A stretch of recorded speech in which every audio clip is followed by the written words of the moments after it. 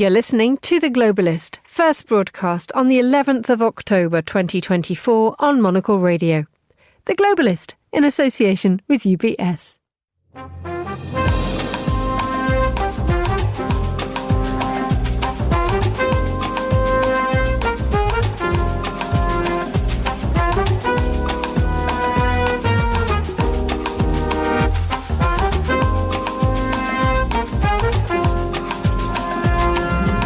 Live from London, this is The Globalist with me, Emma Nelson. A very warm welcome to today's programme. Coming up, in search of more military aid, the Ukrainian president heads to London, Rome and Paris. But with time running out before the war enters a third winter, what can Volodymyr Zelensky hope for? Also ahead in the next 60 minutes, how much patience is there left for Israel? With reports that the US is voicing concerns behind closed doors, we'll examine Washington's tricky path. We'll check in with the team at the Monocle Quality of Life Conference in Istanbul. I'm Hassan Anderson. As Monocle's Quality of Life Conference kicks off, I'll be bringing you all the exciting details of the atmosphere in Turkey's biggest city, the speakers we have coming up, and even recapping last night's welcome event and cocktails. Then we'll hear how the city inspired a French artist's new album. Istanbul, that is an area for artists. I met musicians from there. You have a lot of music shops. It's very cute. And Andrew Muller will tell us what we know this week that we didn't know 7 days ago. That's all coming up on The Globalist, live from London.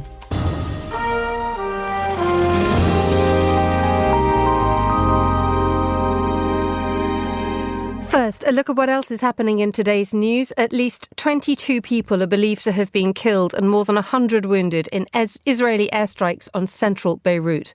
More than 4,000 people have been rescued in the US state of Florida after it was thrashed by heavy rain, tornadoes and high winds brought by Hurricane Milton. And the European Union has once again delayed the introduction of enhanced checks for people travelling to the bloc from outside the EU. Stay tuned to Monocle Radio throughout the day for more on these stories. But first, the approach taken by the Ukrainian president yesterday to the British Prime Minister's door was a determined and a purposeful one.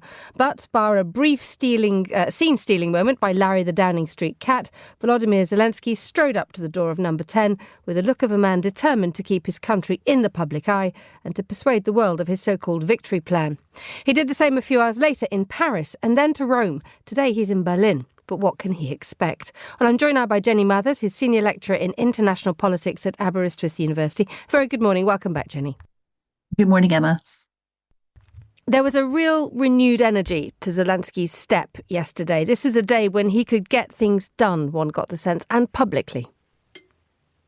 Yes, potentially. I think he is obviously taking advantage of the fact that he is in Western Europe.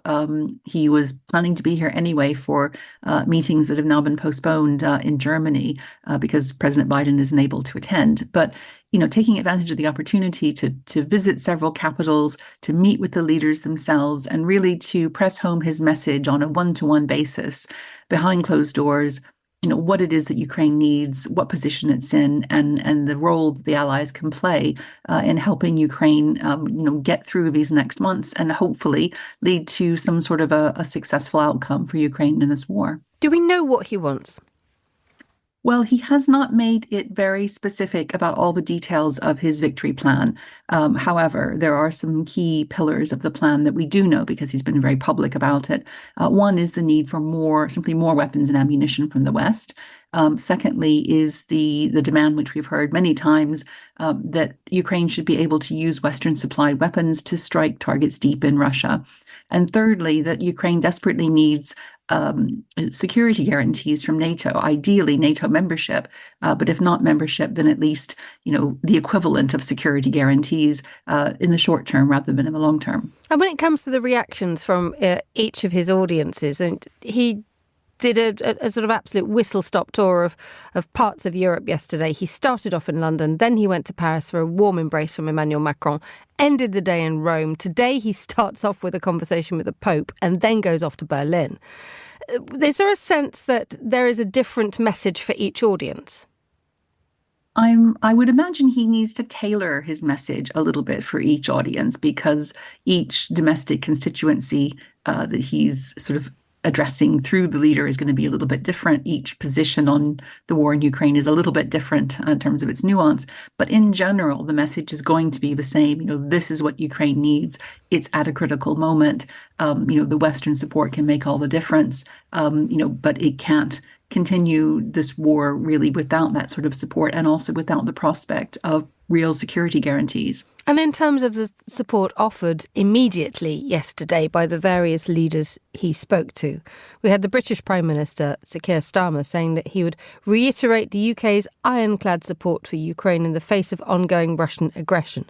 Those are words, but what do they look like when they are matched in deeds? Well, this is, I think, the issue is that I think the Starmer government in London would really like to do more, the indications are, but they're partly being held back by the US government, which is very concerned about, escalation. It's very concerned about Putin's possible responses, particularly to the use of Western supplied weapons to strike deep in Russia. So it isn't clear that there's going to be a significant difference in what London is going to supply in the coming weeks and months in comparison to what it has done in the past. And I think this is in general the issue that Zelensky is facing, is that there's sort of a minor uptick in levels of support in terms of, well, you can have these weapons or you can have that, but there isn't the sort of dramatic step change in terms of commitment that he really needs to make a difference. And indeed, that gives him a bigger problem. And the difficulty one always sees him facing is that no sooner has he asked for one wave of military support and one fresh supply of munitions or tanks or indeed the supply of aircraft now, that he seems to be on a perpetual treadmill asking for more. Is there any way that this can be fixed without exhausting, everybody in the process? Well, I think the problem, the potential is that Ukraine is very, very good at, sort of surprise initiatives. They're very good at seizing the initiatives, doing the unexpected, getting Russia off balance. But they have not been able to follow up on that with sort of sustained exploitation of that short-term gain, because by the time, Ukraine gets more reinforcements in from various supporting allies, Russia has adapted and they figured out what to do and they've changed their strategy and they're back, sort of where they were perhaps before or perhaps not quite there.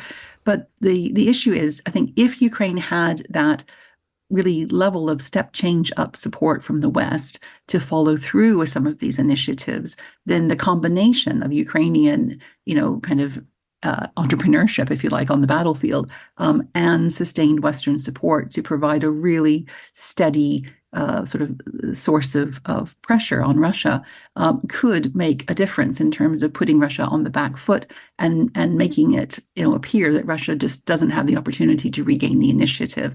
And I think this is the sort of thing that Zelensky needs if he's going to have any kind of success in getting Russia to the negotiating table in a meaningful sense and coming to some kind of a conclusion to this war.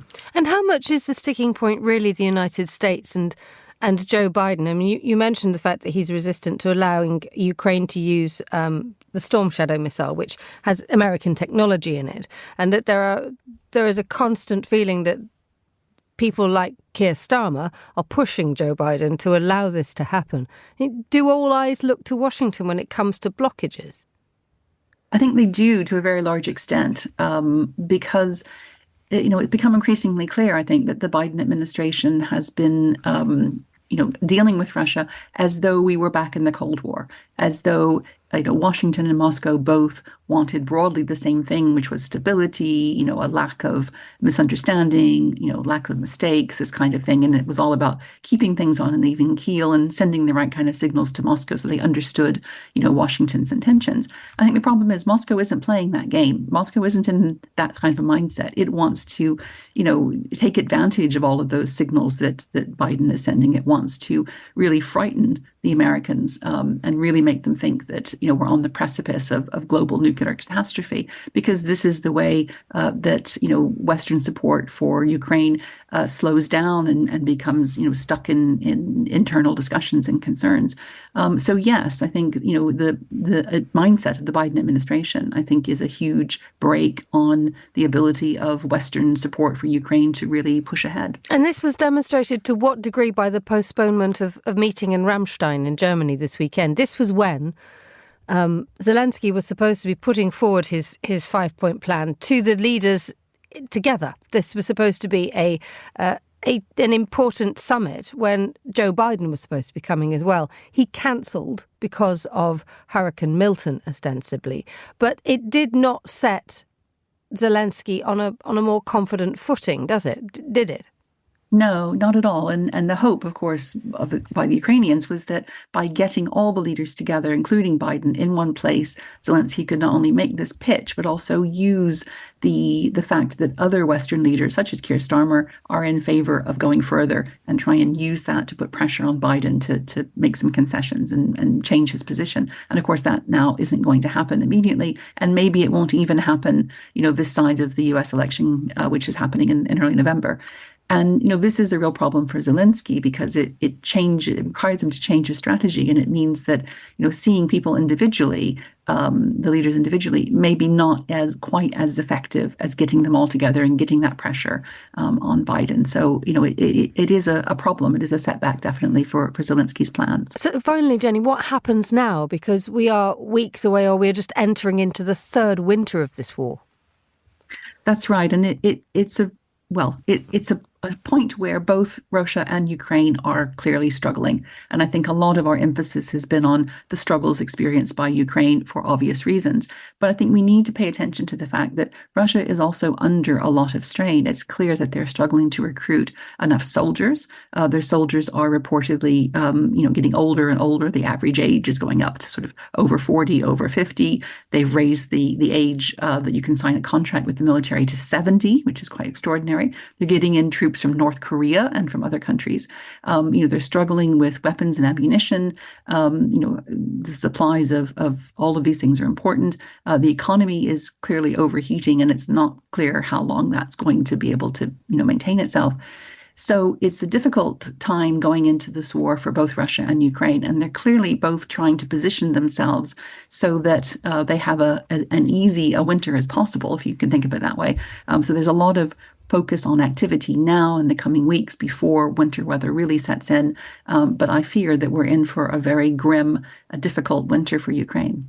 Jenny Mathers, thank you as ever for joining us on The Globalist. You're with Monocle Radio.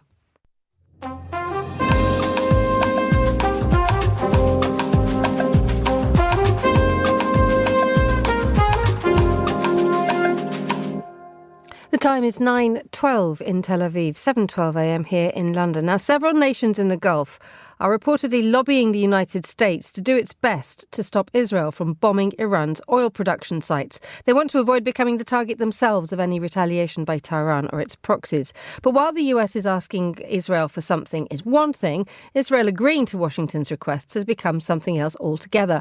The US President and Israeli Prime Minister Benjamin Netanyahu had their first phone call in several weeks on Tuesday. It's not clear how much came from it. Well, to tell us about the latest situation and the United States' role in all this, I'm joined now by Julie Norman, co-director of University College's London Centre on US Politics. A very good morning to you. Good morning, Emma. We've just heard there a moment ago talking to Jenny Mathers about how Ukraine is having the brakes put on its campaign by the United States. The reverse seems to be happening, doesn't it, with the United States trying to put the brakes on what's happening with Israel? Well, that's right. And we've seen that obviously over the course of the entire last year, where there is often rhetoric from the U.S., sometimes in public, sometimes in private, and sometimes directly from Biden. But in terms of actions, Biden has been reluctant to use the ultimate U.S. leverage, which is, sending military aid to Israel and committing to arms sales. And many feel that because of that, there just hasn't been the pressure on Israel to really change course. And the result has been that we've seen the U.S. essentially being like a backseat driver, kind of yelling at Israel, kind of saying them to do different things, but Israel ultimately making decisions that are not always in the interest of the U.S. or what the U.S. thought they would do. There is a widespread report that's come out in the last few days saying that what is happening behind scenes and the words that are being said are very different from the public face of support that the U.S. is giving. What do we know about that? Well, I would say this is somewhat in line with Biden's initial response after October 7th, when he went to Israel publicly embraced Benjamin Netanyahu. And this was kind of phrased the bear hug diplomacy, this idea of giving a public embrace, public support, but behind closed doors, in private, saying what you really mean and then having kind of the tough talks. And I do think that has happened increasingly throughout this conflict. But again, even those tough words ultimately have not been enough. And I think Biden thought he would have more sway in private than he ultimately did with this Israeli government. So the question then from that is this an Israel-US issue, or is this a Netanyahu-Biden problem?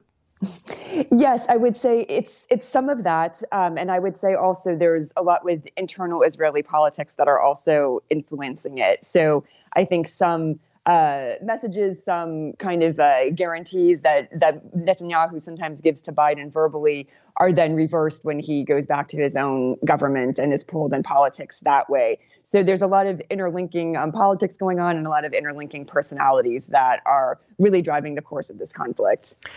Tell us a little bit more about this issue with Gulf nations trying to persuade the United States to stop Israel from bombing Iran's oil production sites. They are worried that they will become the target themselves of retaliation by Tehran or indeed its proxies. What is the situation there?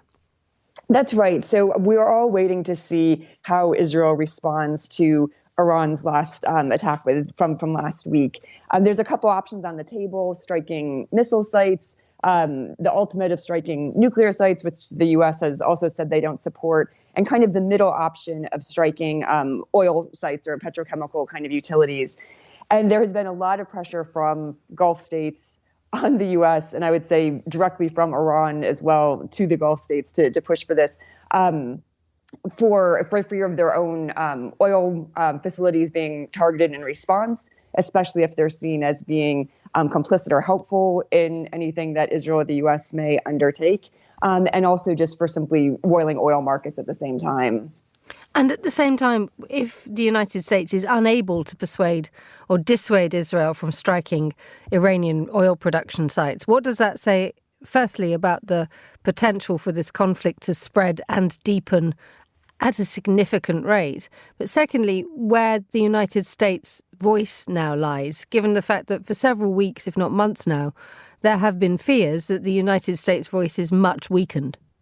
No, that's exactly right. And I think if Israel does choose to target oil sites, as you said, it will mean several things. One, again, that the U.S.'s voice is pretty much as weak as it's been throughout the course of this conflict. And again, I would say there's a lot of concern in the U.S. about U.S. troops in the region being put at risk if Israel undertakes an overreach here as well. Second, as you said, we really do expect an escalation if these more strategic sites are hit. And that's something that neither the U.S. nor anyone else in the region wants. And just ultimately, I think it's just showing that Israel will kind of take matters into their own hands and not really be bothered. I will note Israel has its own relations with Gulf states that it has been developing, that it has strong interest in as well. And so some of these may speak directly to Israel without even the middleman of the U.S. But Israel right now, I think, is very focused on security, very focused on getting a hard hit on Iran if they can take it. And we're all just waiting to see what that might be. It's interesting that you mentioned the idea of the US no longer being there as a middleman. That now shifts to a new way of discussion, a new way of diplomacy in the Middle East, doesn't it? Well, it does with some actors. I would say with others, the U.S. is obviously extremely important, and it's largely the U.S.'s also involvement in many of these states, especially in the Gulf, that has bolstered some of these somewhat early normalization relationships between Israel and, say, UAE, Bahrain, and others.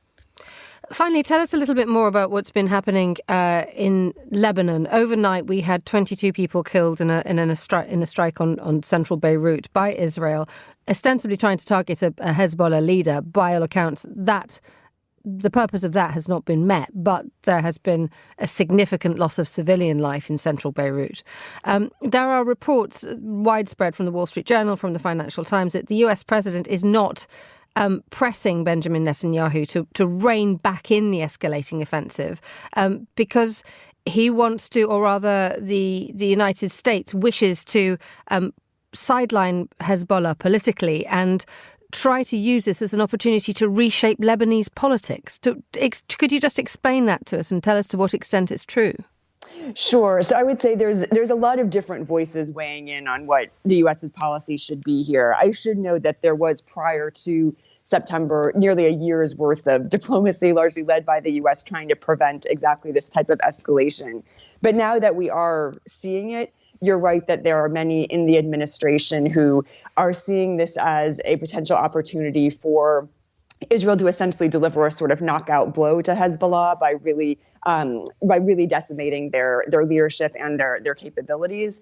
And many see this as in the best interest, so to speak, of Lebanon, in the sense of sort of freeing the South from Hezbollah's grip, where it really controlled the politics, the economics, the social services, et cetera, and possibly creating a space for a stronger Lebanese state, certainly for the Lebanese armed forces, to kind of rebuild the state and rebuild the government in a more sustainable way. But I would just say other voices, and I think many external analysts, are very wary of that approach. Anything that hints at regime change, anything that kind of echoes back with the grand aims of, say, the Iraq War and these kinds of things. We've just seen how that has gone, and it doesn't usually go well, and it usually increases animosity and grievance towards the United States and towards the U.S. as allies. So I think there's a lot of back and forth and a bit of opaqueness into what U.S. policy should be right now. Julie Norman, thank you so much for joining us on Monocle Radio. Still to come on today's programme. We learned that the votes had been counted in the annual contest to determine the most pleasingly rotund ursine inhabitant of Katmai National Park in Alaska. More from Andrew Muller a little later on The Globalist.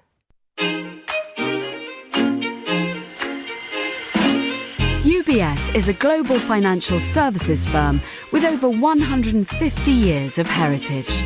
Built on the unique dedication of our people, we bring fresh thinking and perspective to our work. We know that it takes a marriage of intelligence and heart to create lasting value for our clients. It's about having the right ideas, of course, but also about having one of the most accomplished systems and an unrivaled network of global experts. That's why at UBS, we pride ourselves on thinking smarter to make a real difference. Tune in to The Bulletin with UBS every week for the latest insights and opinions from UBS all around the world.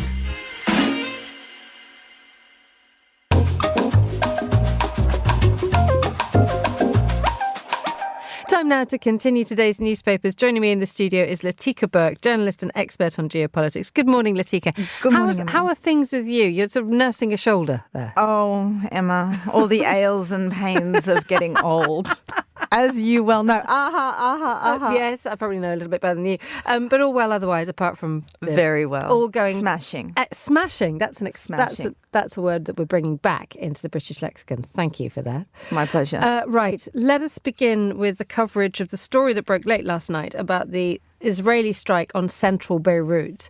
By all accounts, the Hezbollah leader that they were targeting was not killed. 22 civilians were, however, and 100 others as well. No advance warning for this.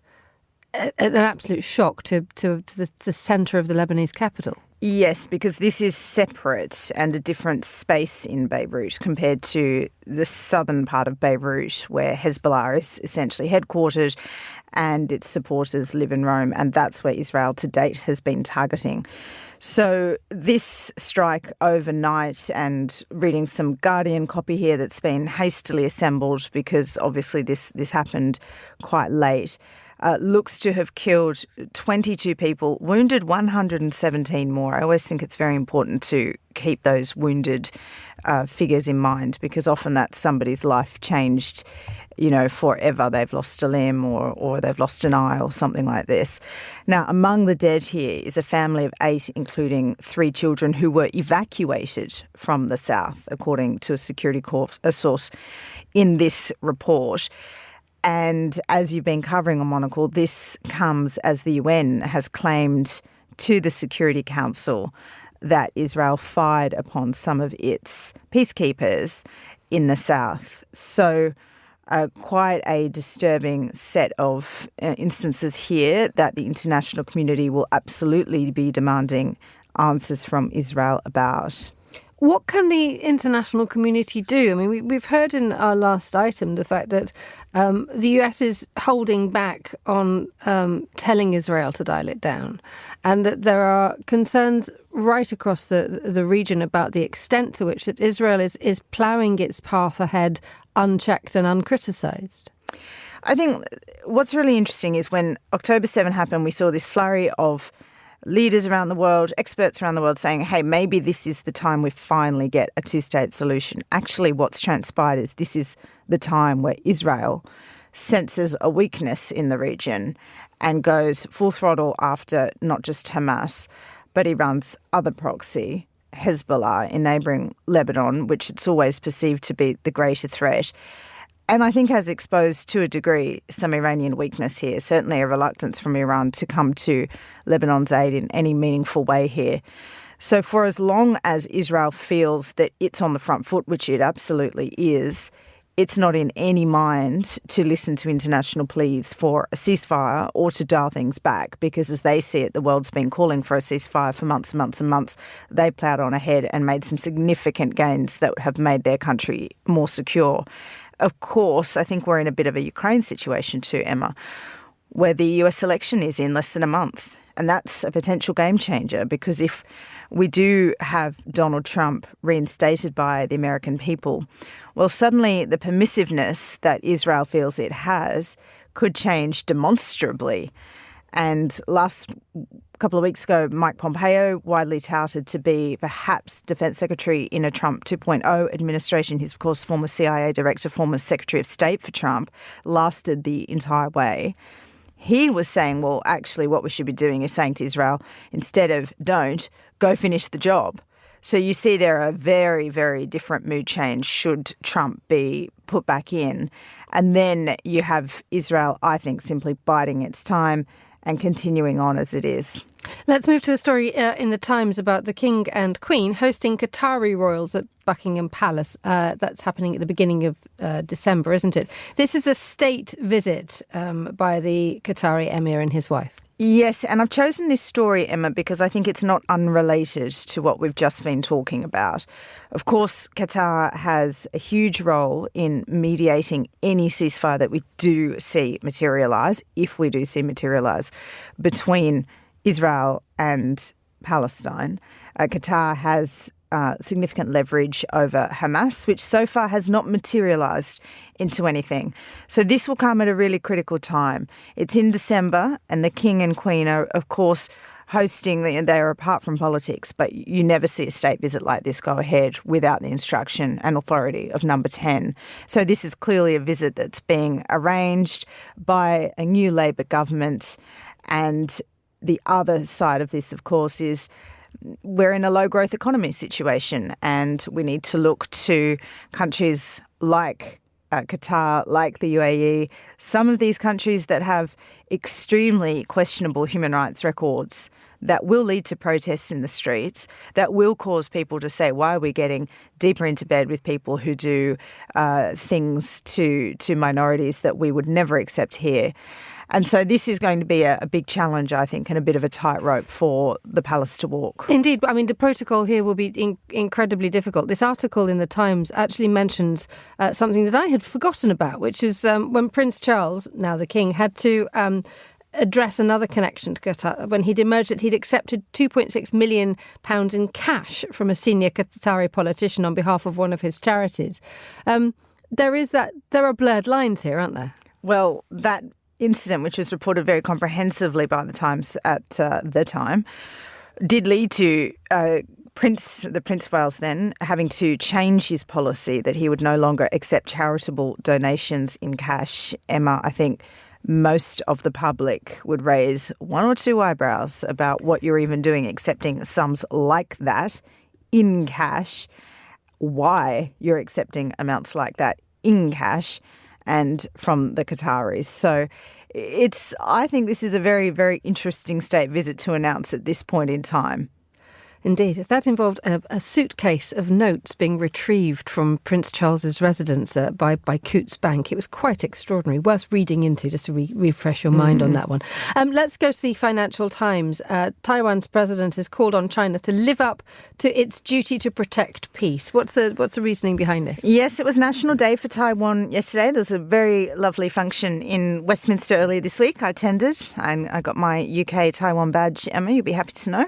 Delighted. Now, President Lai has made his first national address since becoming president, National Day address.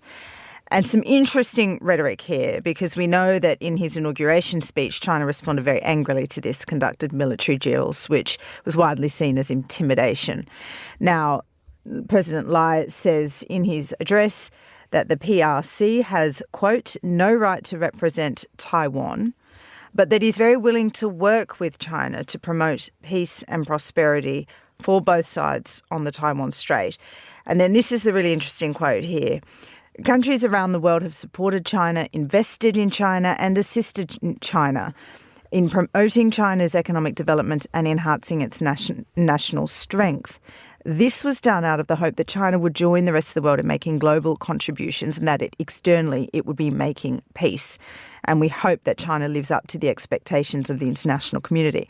Now, this is then referred to by a senior official whose background at the FT, saying that the hope was that speaking about China in such positive, constructive terms, he was signalling goodwill towards Beijing.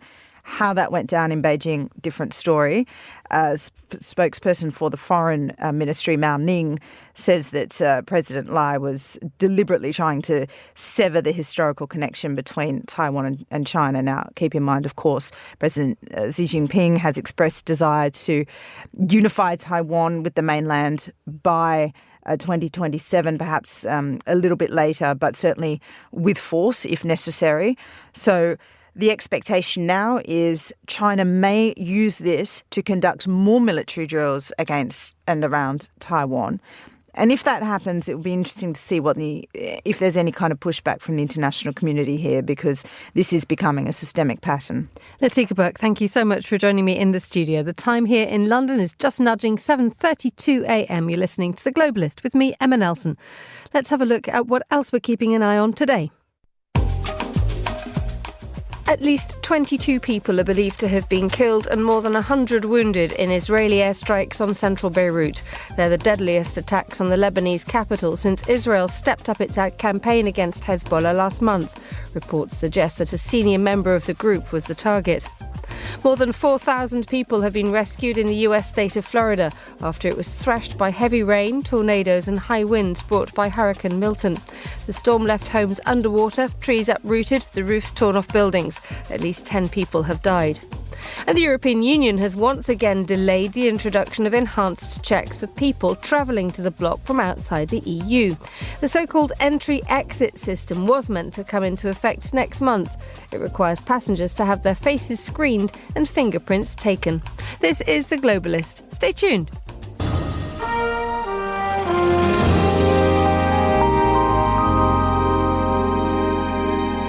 9:33 in Istanbul, which is where we head now, because the Monocle Quality of Life Conference kicks off today there, when Monocle takes the best of what we've spotted from the last 12 months of wearing out our shoe leather on our travels, and we bring it all together for our guests. Expect the sharpest minds, some outstanding food and conversation and drink, and an awful lot of fun too.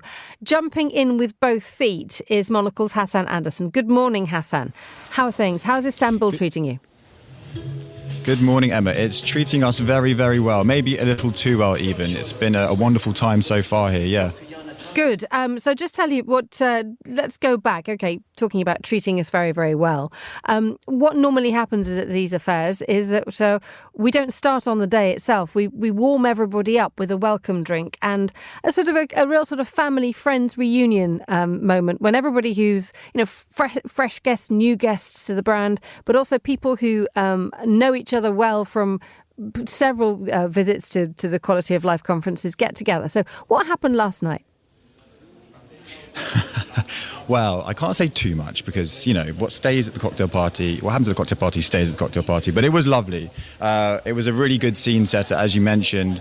But, at the risk of causing you death by jealousy, it was just the most beautiful setting. We were at the Peninsula Hotel, which has been open for just over a year. And, it's already won awards and top review lists for its architectural design, its location, its atmosphere. The designer of the interior of the hotel is actually speaking at the conference today. I mean, the cherry on the cake really was the view from the roof garden, which is where all the drinks took place. And it sits on the lip of the land right where the Bosphorus Strait meets the Golden Horn Estuary. And it's just incredible. It's just teeming with life of the city, ferries and ships and boats going by. So an incredible setting for what turned out to be a lovely set of conversations with our delegates and with our speakers.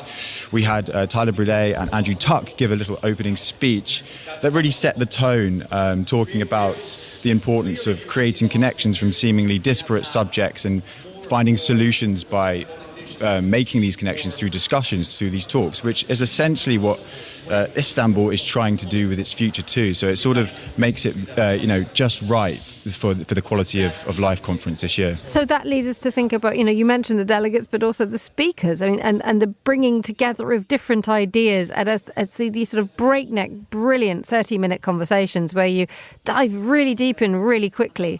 Tell us what the highlights are that we're all sort of looking forward to today.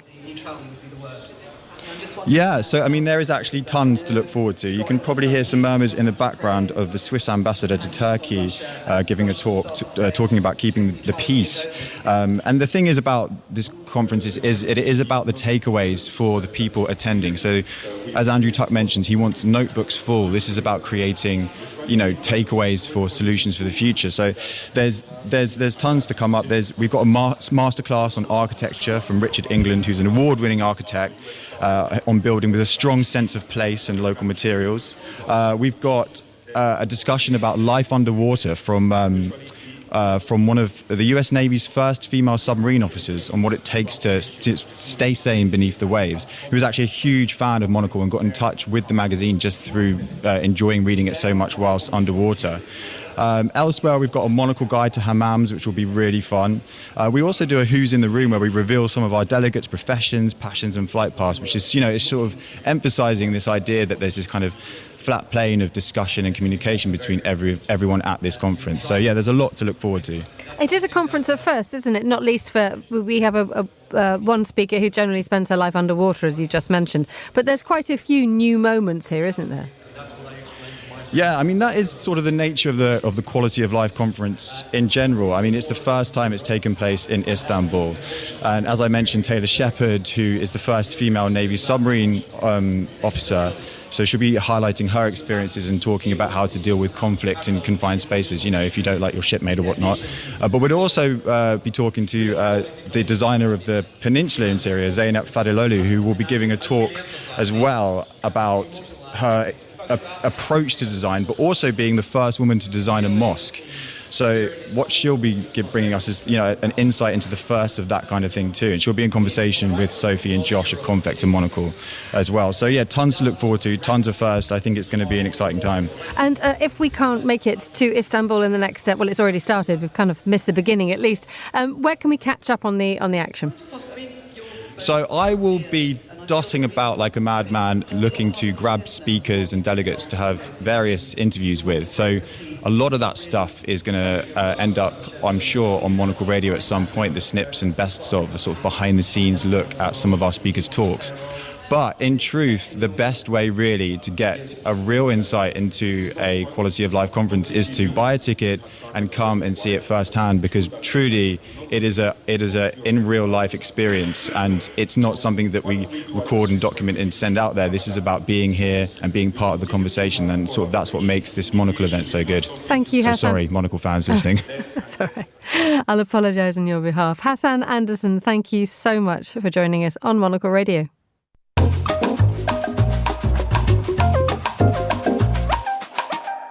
Now it's Friday, which means Andrew Muller's humorous take on the past week is here. Here's what we learned.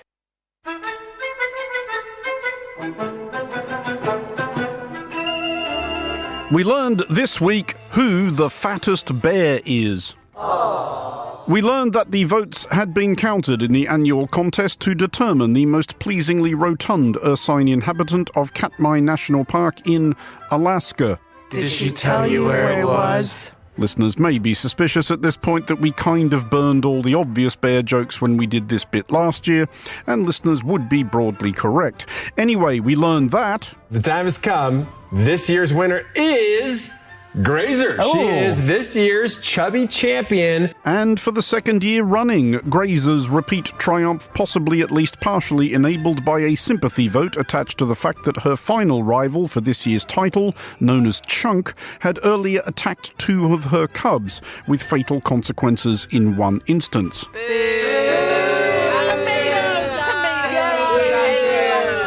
Stop it. Well, quite. Boo, Chunk. Boo. We also learned that one should always pile in on the prognostications of Monocle's Bear Desk chief, Laura Kramer, who called this result as long ago as last Friday's Monocle Daily. I think that 128 Grazer, who was last year's Fat Bear Week champion, she's a highly defensive mother. I think she'll pull really well with the audience because of this fact. Keen, as we always are, to share our expertise with listeners, especially if it might lighten the wallets of their bookmakers, we asked Laura if she had any tips for Romford Greyhounds this coming Saturday evening. My expertise is principally in bears. Please don't waste my time with this nonsense. Thanks, Laura. But... sticking with the subject of obese, waddling behemoths with gingerish hair who have recently been seeking your vote, hoping to get elected for a second time... You're too kind. We learned this week that Donald Trump has a friend. Tonight, a blockbuster new account of Donald Trump's close relationship with Vladimir Putin, their alleged private phone calls after Trump left office, and news that Trump secretly sent the Russian president COVID equipment. We learned from a new book by Bob Woodward, who in fairness does have some form finding out stuff about occupants of the White House. I shall resign the presidency effective at noon tomorrow. That Donald Trump called Vladimir Putin at least 7 times after leaving office, and that at least that many conversations between the pair ensued, from which we appear to have learned that Russian phones don't have caller ID.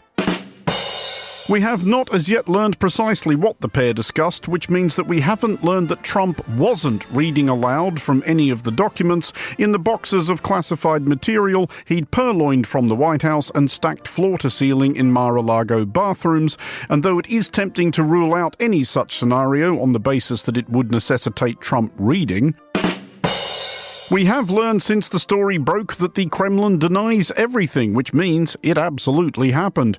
And we learned that Bob Woodward cannot look forward to a cover blurb from Trump for any future editions, unless he wants to excerpt some of the assessment of the book issued by the Trump campaign, the phrasing of which strongly suggests it might have been dictated by someone close to the book's subject, judge for yourself, as read by Monocle's Measured Critiques desk chief, Fernando Augusto Pacheco. Bob Woodward is a total sleazebag who had lost it mentally, and he's low, lethargic, incompetent, and overall a boring person with no personality. So, 3 stars? We learned, however... that one prominent American conservative thinker had some ideas about how Woodward, or indeed anyone suffering torpor similar to that diagnosed by Trump, might buck themselves up somewhat. We learned that Congresswoman Marjorie Taylor Greene, Republican of Georgia's 14th District, and thanks again, Georgia 14th, had taken time out from accusing President Joe Biden of leveling swing states with artificially created hurricanes to endorse the healing properties of unpasteurized milk. Her words now voiced by Monocle's What Could Go Wrong desk chief, Anita Riota. Raw milk does a body good. Make America healthy again. We learned, however, when we looked it up, that consumption of raw milk is much more likely to cause illness, including but not limited to meningitis, influenza and tuberculosis. And to judge by another enthusiast... All I can say is that since I was here last year, I only drank raw milk. Symptoms including an urge to fake traffic accidents involving roadkill or saw the heads off dead whales. But... Returning to where we came in, which is to say to a dubiously stringent competition probably broadly aimed at raising environmental consciousness, so fine, whatever, we also learned this week of the winner of the first ever Glasgow tree-hugging tournament. We learned that Scotland's inaugural champion plant embracer was a schoolteacher named Hannah Willow, which makes this the greatest moment for nominative determinism since Norman-ative determinism went into nominative determinism. We learned that Ms. Willow now has her sights set on the World Tree-Hugging Championships, an actual thing held annually in Finland, and while we obviously wish her well with this ambition, for the moment, take a bow. Come on, bough, B-O-U-G-H, as in the main branch of a tree. I get it. Right, yeah. Oh, yeah. I see. Makes sense, yeah. Got it. Mm-hmm. Was always absolutely confident that that was totally going to be worth it. For Monocle Radio, I'm Andrew Muller. Thank you, Andrew. You're listening to The Globalist on Monocle Radio. UBS has over 900 investment analysts from over 100 different countries. Over 900 of the sharpest minds and freshest thinkers in the world of finance today. To find out how we could help you, contact us at ubs.com.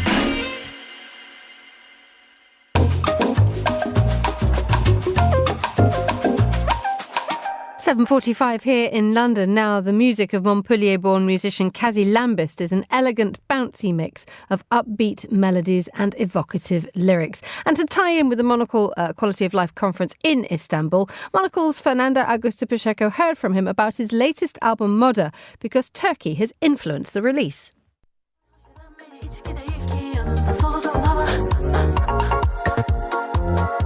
Turkey definitely inspired this album, and when I was living in Rome, I was also going to Turkey a lot because I kind of fell in love with Istanbul this past years. I don't know how it happened. I went to play once there, and I just connected with the crowd. I love this city. It was a country I didn't know much about, and because it's such a closed country, we don't have it's difficult for Turkish people to even travel to France, for example. So we don't have a lot of exchange, cultural exchange in general with Turkey, which is a shame because they actually have a bright, beautiful scene. And Moda is the name of an area in Istanbul that is an area for artists. I met musicians from there. You have a lot of music shops. It's very cute. You have beautiful view on the Bosphorus. So yeah, I fell in love with this neighborhood and made sense to call my album this way. Also because first I had featurings with Turkish singers on the album. And Moda was it's also an Italian name. It's also an Italian word. And I was living in Italy for 2 years in Rome. So Moda was also it was obvious when I thought about this word. Down, eat them all around, I'm starving.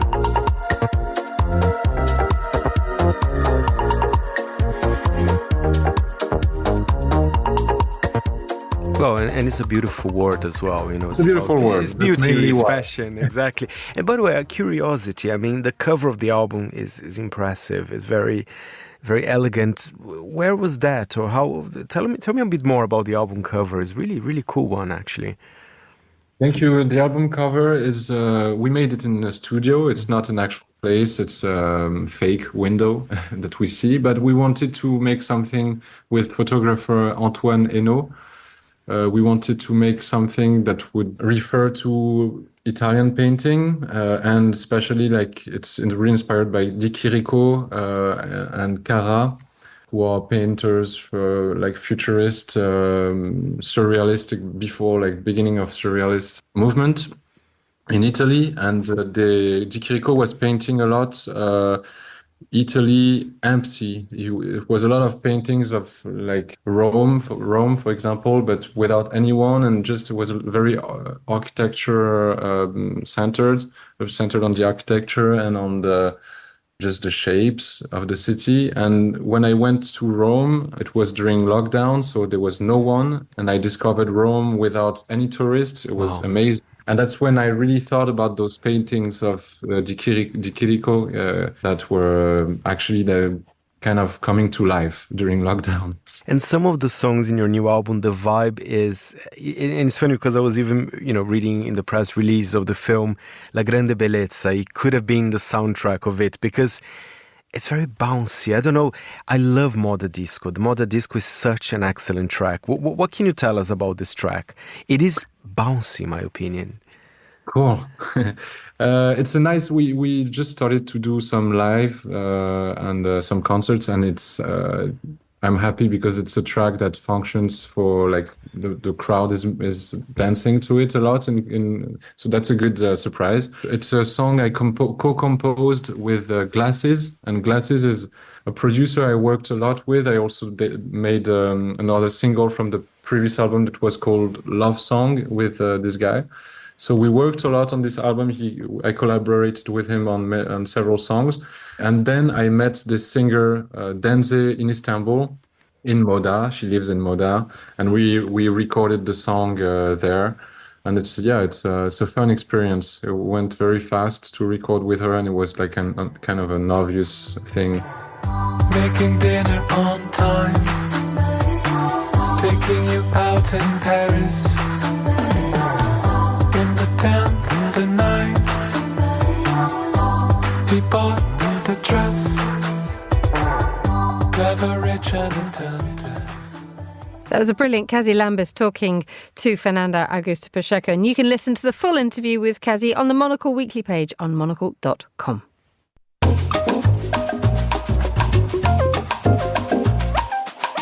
Finally, a few minutes remain at the end of today's programme to talk TV news with Scott Bryan, our TV critic and broadcaster. A very good morning to you, Scott. Morning. Are we ready for a weekend of telly? When are we not ready for a weekend of telly? Sorry, I'm asking the wrong person that question. Or I'm asking a silly question to the right person. I don't know what. What's on your list? I mean, I would say it's been an interesting sort of week of cancellations.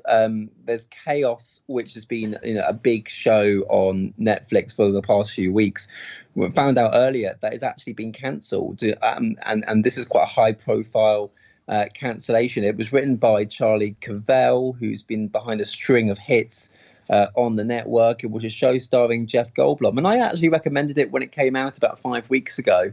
But Netflix have said that it's not going to be renewed. And I think it's an interesting one because this was a show that did manage to hit the top 10, was sustaining itself in the ratings for quite a long period of time, but then sort of slipped away. And whilst Netflix have been renewing other programs based in the UK, such as Supercell, also For Gentlemen 2 by Guy Ritchie, this cancellation has gone ahead and has caused a bit of a backlash, I think, by fans who once again feel that the streamer should be doing things a little bit differently rather than actually thinking about the bottom line being the be-all and end-all. Indeed. I mean, having watched Chaos and Gentlemen, one wonders, you see Chaos and it does have an incredibly new and fresh feeling to it. It's daring and it's bold. It's not particularly comfortable to watch, but it nonetheless keeps your attention. Whereas I think we can safely predict what's going to happen in Gentlemen 2. Yes, I think one is certainly one thing is certainly the other. I mean, Guy Ritchie will forever be Guy Ritchie. I think Chaos is certainly interesting because it is bold, but it is clear that it is expensive. And I think we're in a new streaming age now where shows can no longer be described as follies. Like, they have to add to the bottom line. I mean, Netflix has been the clear winner of the streaming wars. I mean, just this week it announced its UK arm is at least £50 million in profit. Its growth is sort of trebled in a year. It's managed to, I think, now become just the habit of a large swath of the UK, and people are not unsubscribing or not heading to competitors as much as that they used to. But Netflix, I think, have done this by not only clamping down on household sharing, but being quite ruthless with their commissions. And if a show does not hit their own internal expectations, it's just cut straight away. Let's move on to the aftermath of the Emmys. Hacks won Outstanding Comedy Series. How much has that helped it? Well, according to Variety, who did a real in-depth look into whether show wins at award shows actually make a difference to the amount of people who subscribe. In Hacks' case, not that much. I mean, Hacks is a fairly fresh show on its third series. It essentially follows a young writer with a actor, comedian who is considered to be in the Hollywood business for a number of years, all totally fictional. Some absolutely fine performances. Managed to beat The Bear at the Best Comedy Award at the Emmys this year. That was a bit of an upset for The Bear because, of course, it's been a huge show. So caused a bit of a shock.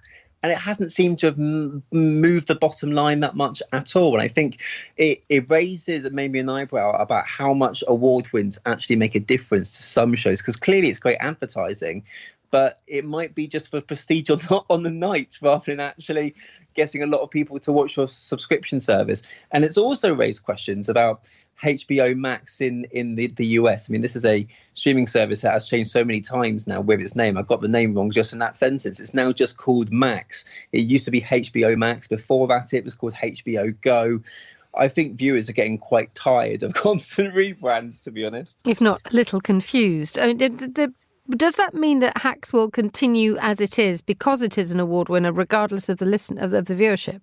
Well, I think it will. I mean, they have already announced it's going to be having a fourth series. What is interesting, I think, is the fact that you cannot watch Hacks legally in the UK. There's no partner deal. The first two series are available to watch on Amazon Prime Video, but Amazon Prime Video seemingly haven't been interested in picking it up for a third.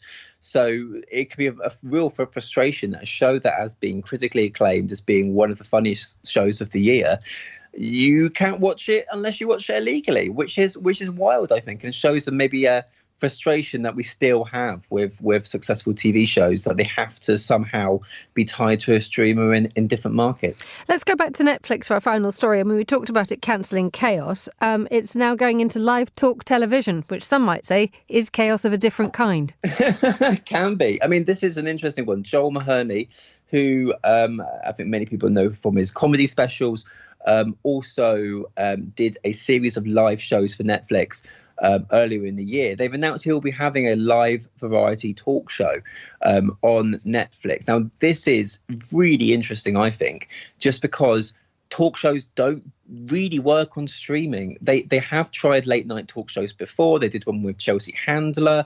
But the issue is that if you release them daily or monthly, they can't be as reflective as they are with like late night chat shows in the US and the UK are, because they're on the streaming service forever. So it can really pass people by. So I think what Netflix are trying to do here is make a show which is live. You know, essentially you have to tune in at a particular time. Then, of course, having it available on demand for the rest of the world. But also, I think what's interesting is, like, I saw some of the pilots that this show was based on, and they're quite timeless. Like, they're not as reflecting on the day's news as maybe other late night shows are. They try to be a little bit more general, so still funny and a bit topical, but not so much that it becomes stale the moment you watch it if you happen to tune in 2 weeks later. And finally, Scott, very briefly though, because unfortunately time has run out of our live broadcast. The issue is they're quite cheap to make, though, aren't they? Well, they are cheap to make, but they're not as lucrative as they used to be. So in the US, you know, it managed to make so much money for the networks for so many years because there wasn't that much competition. But now, if you're thinking, you're competing against the whole of streaming, and of course Netflix does carry adverts, but are people going to be watching talk shows? Perhaps not.